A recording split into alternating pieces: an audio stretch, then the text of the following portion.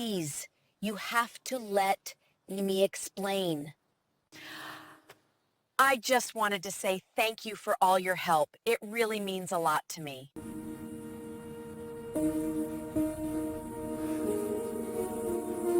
The rain had already started by the time Ethan Gray reached the iron gates of Blackthorn Library, a place long abandoned by the living but obsessively guarded by its secrets. The lightning cracked overhead, illuminating the towering structure, its crooked spires, dust-choked windows, and the heavy wooden doors that seemed to tremble as though something inside was breathing. Ethan hesitated, gripping the flashlight in one hand and the letter in the other. The letter had arrived 3 nights ago, sealed with wax and written in a hand that looked ancient. Your father's research must be completed. Retrieve the Tome of Echoes before it awakens. Ethan had spent his entire life believing his father died in an accidental fire at this very library 15 years earlier. But the letter claimed otherwise. He pushed the doors open. The air inside was thick, stagnant, cold, humming with an energy that prickled his skin. Dust floated in the light of his flashlight like drifting ash.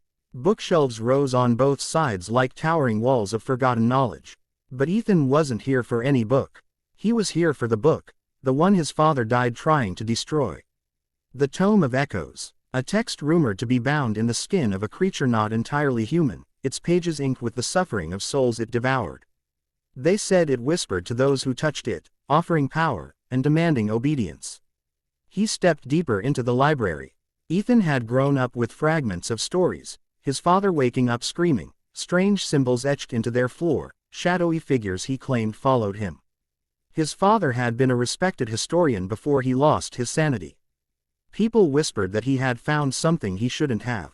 Ethan never believed any of it. Until tonight, a sudden thump echoed through the hall.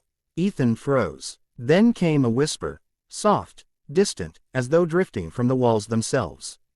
Ethan. He spun around. No one. He forced himself forward, past collapsed shelves and rotting furniture, until he reached the archival chamber. Dust-covered books surrounded him in towering stacks. And then he saw it. A book sat alone on a pedestal, as though placed there recently. Its cover looked like stretched, twisted flesh. A distorted face bulged from it, eyes pale, mouth open mid-scream, as though frozen in eternal agony. The book from the poster. The Tome of Echoes. Ethan's heartbeat thundered. Why did it look alive? His father's voice echoed in his memory. Whatever it tells you, don't listen. He stepped forward. The book seemed to pulse, as though mimicking a heartbeat. Its mouth twitched. He reached out. The moment his fingers touched it, a cold shock surged into his arm. The face on the cover inhaled sharply, actually inhaled. Ethan stumbled back as whispers flooded his mind. Hundreds of voices, overlapping, crying, begging, laughing. Thousands of imprisoned souls. Release us. We can show you everything.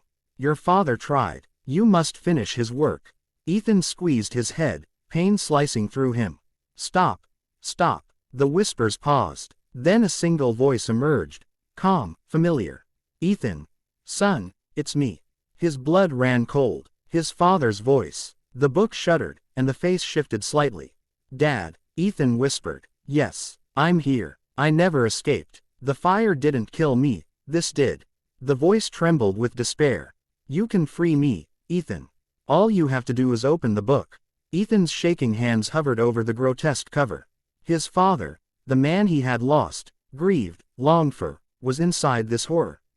The tone whispered warmly, almost seductively now. Open it. Break the seal. End our torment. Ethan swallowed. What happens if I open it? A long pause. Then the voice changed. We will be free. But something in the tone was wrong. Too eager. Too hungry. Ethan stepped back. You're not my father. The face on the cover snarled. The flesh rippled. A deep voice, ancient, monstrous, growled. Open the tome. The pedestal rattled violently as the book lurched upward like a beast awakening. Ethan turned and ran. The library shook, shelves collapsing behind him. The whispers grew louder, furious, desperate. Come back. You belong to us. We know your fears. We know your name. Books flew from shelves like projectiles. Shadows slithered across the floor, reaching for his ankles. Ethan sprinted through the dark, lungs burning. He burst into the central hall. only to find the doors sealed shut. Behind him, the tome levitated, pages flapping like wings, screaming in a chorus of stolen voices. Ethan grabbed a fallen lantern and smashed it against the nearest shelf. Flames erupted instantly. The dry wood caught fire like it had been waiting years for a spark. The library groaned as smoke filled the hall. The tome shrieked, its voice deafening. "You cannot destroy us." But Ethan's father had tried to burn it too. Maybe he had failed, but maybe Ethan could finish it. He hurled the lantern's burning debris at the tome. The moment the flames touched the cover, the face on it convulsed, contorting in rage and pain. Screams, hundreds of them, pierced the air. The tome thrashed violently, trying to escape the fire. Ethan grabbed it, ignoring the searing pain as its heat scorched his hands, and forced it deeper into the flames. "Let them go," he roared. The book writhed like a living creature. The eyes melted. The mouth gaped silently as the fire consumed it. With a final shriek, the tome of echoes burst into a cloud of ash. The library trembled. Shelves collapsed one after another in a chain reaction. Ethan staggered toward the door as the walls cracked. He threw himself at the wooden beams, burning, crumbling, and they gave way at last. He tumbled into the rain-soaked night just as Blackthorn Library collapsed behind him, a massive explosion of flame and debris. For a long moment, Ethan lay on the wet ground, staring at the ruined structure, breathing hard. The whispers were gone. Silence. He closed his eyes, relief washing over him, until a faint sound drifted from the rubble behind him. A whisper. Ethan. Soft. Familiar. Begging. He froze. The nightmare wasn't over.